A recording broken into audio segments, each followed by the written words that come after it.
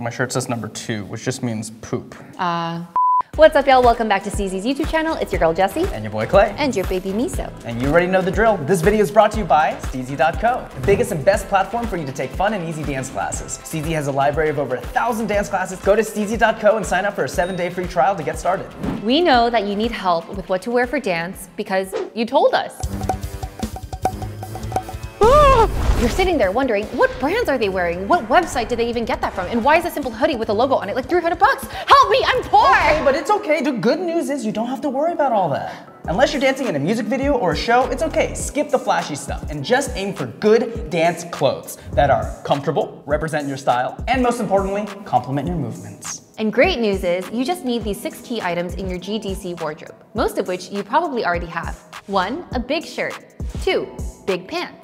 3, a small shirt. 4, small pants. 5, a jacket or hoodie. And 6, a hat. We're not including shoes in this video, but you can find our top picks in this video. We're gonna take these 6 basic items and combine them into 10 different looks, and we'll explain what outfits we would wear for different types of dance. Let's freaking get it! Outfit number 1, big shirt and big pants. This one's easy and the most simple and probably the most versatile. The oversized top is kind of flowy, so it adds a lot of movement on top of your movements. So my favorite types of dance to see in this is anything that is sort of lazy and effortless, but still has a lot of range so that you can see all the flowiness.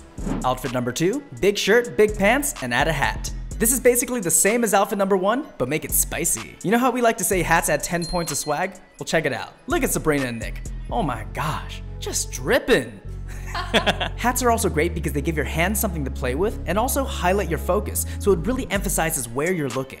Outfit number 3, a big shirt, big pants, a hat, and now a jacket or a hoodie. If the last outfits were about chill swag, think of this one as hard-hitting, badass swag. And for a different variation, if you want to try that one arm out thing, you do you. Some people hate it. I mean, Nick hated it, but we made him do it anyway, and look how cool he looks.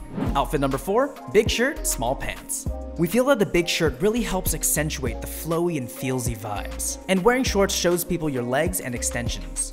And this is actually exactly what I wear to sleep, so this outfit feels really intimate to me, which is perfect for those feelsy, late night type of movements.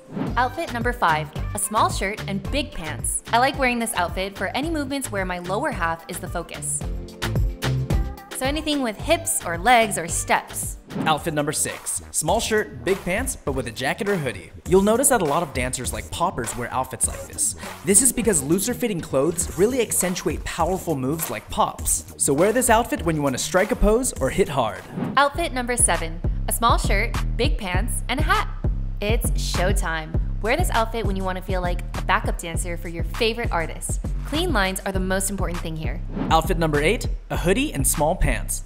Okay, if this outfit was a person, they would be going on a 7-Eleven run at 2 a.m. to get hot Cheeto fries and a Gatorade while blasting club music in their car and just having their own party. Outfit number 9, a small shirt and small pants. If you're wearing this outfit, you're probably dancing to Pink Sweats or Division. You're getting on that smooth, sensual vibe, but you're also showing a little bit of your body, but not too much. Don't get crazy. Outfit number 10, a small shirt, small pants, and a jacket or a hoodie. And if you want, a hat. Now, functionally, I know this outfit doesn't make a lot of sense. Your top says Vancouver and your bottom says Costa Rica, but that's kind of the point of this outfit. It's more of a costume. It's showy, it makes a statement. I mean, look at Sabrina looking like a sexy watermelon that doesn't know what the weather's like.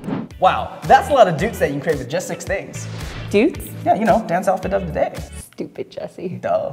But you can create even more possibilities by throwing on a few accessories, like hats, sunglasses, or chains. But the only way that any of this is gonna work is if you actually like each of these 6 items. One of my dance and fashion inspirations is Hata. I asked her what her secret is to looking so stylish all the time. Her advice was to have favorite things. She said that she has her favorite shirts, favorite hats, her favorite nail polish color, her favorite of anything. Every time she puts these things on, they make her feel happy and confident. It's such simple advice to have favorites, but being conscious of how you feel about certain items and looks is exactly how people develop their own taste and style. Like, I love these big ass boots. Actually, these are my favorite shoes too. I made them custom. Nice. Also, my mom gave me these socks. Aww. It has chicks on here and magnets on here.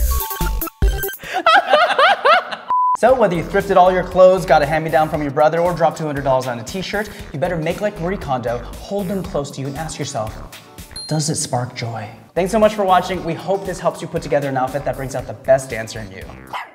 Okay, so Miso just told us that he wants you guys to give this video a pause up and hit that subscribe button. And don't forget to ding that notification bell. See you next week.